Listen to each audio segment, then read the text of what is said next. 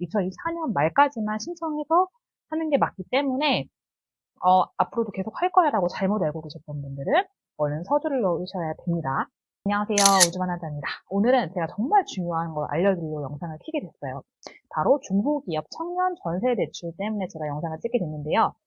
인터넷 상에서 되게 많은 글들이 서로 옥신각신하면서 돌아다니고 있더라고요. 내용이 뭐냐 하면 올해 끝난다, 아니다, 이제 이런 이야기들이 있는데 되게 아쉽게도 정말 올해 종료되는 게 맞아요. 그렇기 때문에 내년 1월, 12월 이때 집을 구해야지 했던 분들은 얼른 서둘러서 이 대출을 활용해서 할 수 있도록 빨리 알아보셔야 될 것 같아요. 청년분들을 대상으로 하는 굉장히 많은 전세자금 대출도 있고, 뭐 월세 보증금을 지원해주는 것도 있고, 특히 서울시 같은 경우에는 뭐 3,500만 원까지 무이자로 대출을 해주는 그런 제도도 있긴 하지만, 그럼에도 이것만큼 1억까지 1.5% 금리로 대출을 받을 수 있는 거는 정말 이 상품밖에 없거든요. 특히 만약에 보증금이 1억일 때 100%다 대출을 해주는 거는 또 이것밖에 없어요. 왜냐면은 보통은 전세자금 대출이 70%에서 80% 이내 이제 이렇게 나오기 때문에 100%다 해주는 거는 이것밖에 정말 없거든요. 물론 서울 수도권에서는 이 1억짜리 보증금을 찾는 것 자체가 어려울 수도 있긴 하지만 그럼에도 불구하고 많은 분들이 활용을 한다면 금리가 1.5%이기 때문에 내가 한 달에 12만 5천 원만 내고 거주를 할 수 있으면 정말 너무 좋잖아요. 그래서 오늘 혹시 몰랐던 분들은 꼭 이걸 활용해서 대출 받으시고 2024년 말까지만 신청해서 하는 게 맞기 때문에 앞으로도 계속 할 거야라고 잘못 알고 계셨던 분들은 얼른 서두를 넣으셔야 됩니다. 그럼 제가 이 중소기업 청년 전세대출 조건에 대해서 설명을 해드리도록 할게요. 우선 안 되는 분들은 굳이 다 이 설명을 드릴 필요가 없으니까 안 되는 분들 대표적으로 사람들이 좀 오해하는 그런 요건들에 대해서 먼저 세 가지를 딱 말씀드릴게요. 첫 번째는 1년 미만 일단은 재직자의 경우에는 이렇게까지 다 안 나오는 경우가 있어요.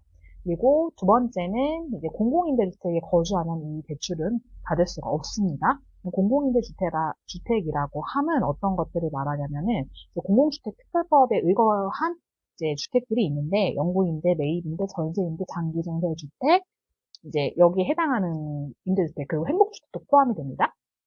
여기에 해당하는 공공임대주택에 거주를 한다면 이 대출을 실행할 수가 없고요. 그리고 대환도 안 되기 때문에 내가 지금 다른 전세자금 대출을 이미 보유하고 있다라고 하면은 또 안 되세요. 그리고 당연히 주택이 있으시면 안 되고요. 또 이제 연봉의 제한이 이제 1인 같은 경우에는 3,500만 원 이하이신 분들이 해당이 되는데 대신 뭐 공기업이나 공무원, 사행성 업종에 종사하고 있는 분들은 또 대상이 안 되세요. 그럼 지금부터 대출 신청 자격에 대해서 말씀드릴게요.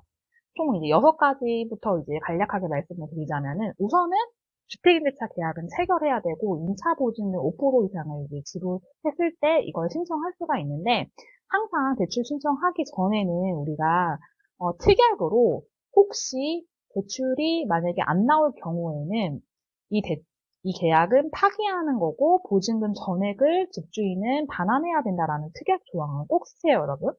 그리고 두 번째입니다. 두 번째는 나이 조건도 있는데 만 19세부터 34세 무주택 세대주여야 합니다. 이 세대주는 우리가 주민등록 등본을 뗐을 때 세대주 그리고 세대원 이렇게 구성이 되거든요. 등본을 발급해보면 알 수 있기 때문에 내가 세대주가 아니면 꼭 세대주를 변경을 하셔야 돼요. 그리고 세 번째는 현재 뭐 전세자금 대출을 포함한 주택담보대출이나 대출은 없어야 합니다. 그리고 네 번째는 원래는 소득의 기준이 연봉 5천만 원 이하인데 1인 가구일 때는 연소득이 3,500만 원 이하여야 되고요. 자산은 3억 4,500만 원 이하여야 되는데 여기서 부채는 차감한 자산으로 확인을 해보시면 되겠습니다. 또 여섯 번째는 중소기업 근로자 혹은 청년 창업자라고 이제 되어 있는데요. 앞서 말씀드린 뭐 공기업이나 사행성 업종 공무원분들은 내가 연봉에 해당해도 안 되고, 그리고 청년 창업자의 경우에도 내가 그냥 개인 요즘에 뭐 스마트 스토어라든지 되게 다양한 창업들을 많이 하잖아요. 개인적으로 하는 창업들을 말하는 게 아니라 중소기업 진흥공단의 청년 전용 창업 자금을 대출받았거나 기술보증기금, 청년 창업기업 5대 프로그램을 내가 이용하고 있거나, 그리고 신용보증기금 지금 유망 창업 기업 성장 지원 프로그램에 지금 참여를 하고 있거나 혹은 혁신 스타트업 성장 지원 프로그램 지원을 받고 있는 그분들이 청년 창업자에 해당이 되는 거예요. 그리고 주택에 대한 기준은 일단 보증금은 2억 원 이내여야 되고 면적은 전용 면적 85제곱미터 이하. 쉽게 생각하면 아파트 기준으로 한 33평이라고 보면 되는데 2억에 해당하려면 이 면적 이하에 다 해당이 되기 때문에 이거는 걱정 안 하셔도 될 것 같고 주거용 오피스텔도 포함이 됩니다. 항상 우리가 헷갈리는 게 좀 보증금이 유달리 그 단지가 싸게 나오는 게 있어요. 그거는 사무용 오피스텔인 경우가 많거든요. 그래서 꼭 주거용 오피스텔인지도 확인을 하셔야 돼요. 대출 한도는 최대 1억 원까지예요. 100% 다 1억을 해주는 대출은 이것밖에 없다고 했잖아요. 그래서 대출을 100%를 다 해주는 거는 내가 1억이라고 하더라도 무조건 되는 게 아니라 100%를 받는 방법과 대출을 80% 받는 방법이 좀 나누어서 좀 봐야 되는데 100% 받는 방법은 우리가 허그에서 해주는 보증주택만 가능을 해요. 그러니까 이게 무슨 말이냐면은 은행에서는 항상 우리가 전세자금 대출을 해줄 때 그 보증보험 가입을 하거든요, 은행에서. 그런데 그거를 허그를 취급하는 곳이 있고 HF라고 하는 한국주택금융공사 상품을 취급하는 곳이 있어요. 그런데 이 허그 보증을 상품을 취급해주는 은행으로 가셔야 이 100% 내가 다 받을 수 있기 때문에 내가 만약에 심사 받으려고 하는 그 은행에서 이거를 허그 거를 해주는지 아닌지 꼭 확인하고 가셔야 됩니다. 우리 은행은 HF만 해서 안 돼요 라고 말을 한다면 은행원 선생님께서 그런 의미구나 라고 이제 이해를 하시면 되세요.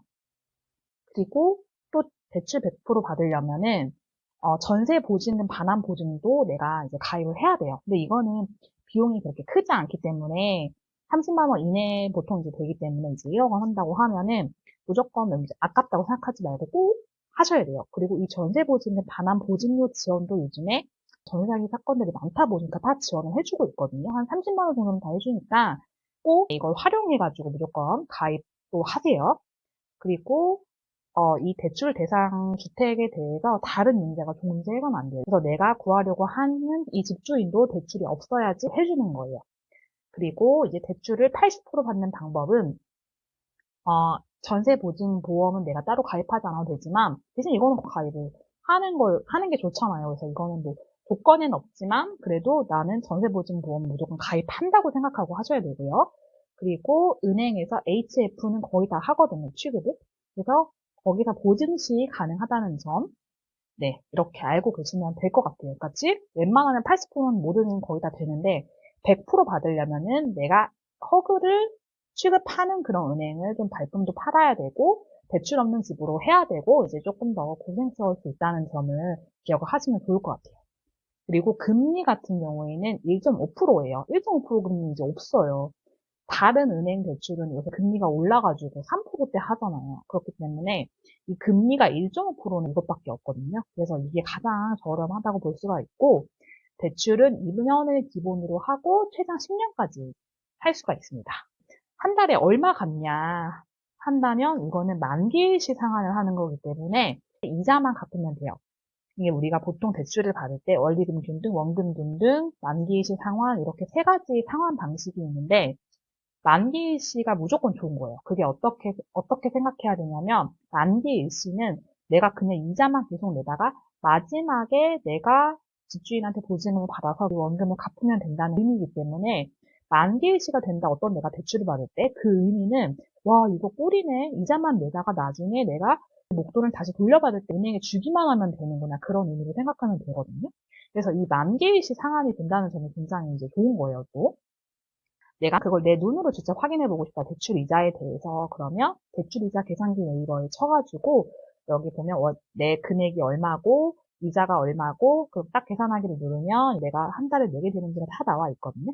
중소기업 이 청년 전세 대출 너무 진짜 좋은 제도인데 저 4년까지만 신청이 가능하고 안 되니까 생애 또 딱 한 번만 쓸 수 있는 거거든요. 그래서 내가 보증금 1억짜리 이내로 구하려고 했고 난 지금 중소기업에 재직 중이고 한다면 꼭 이 조건에 대해서 확인해보고 얼른 신청을 해보도록 하셨으면 좋겠습니다. 그리고 아까 말씀드린 게 정말 꼭 기억해야 되는 게 혹시 모르니까 항상 우리가 계약서를 쓰더라도 대출 심사를 받을 때는 특이하게 반드시 혹시 대출 심사 시 대출이 거부되면 이 계약을 무효로 하고 임대인은 보증금 전액을 즉시 반환한다라는 조항을 꼭 넣으세요. 아셨죠? 오늘 영상이 도움되셨으면 좋겠습니다. 안녕.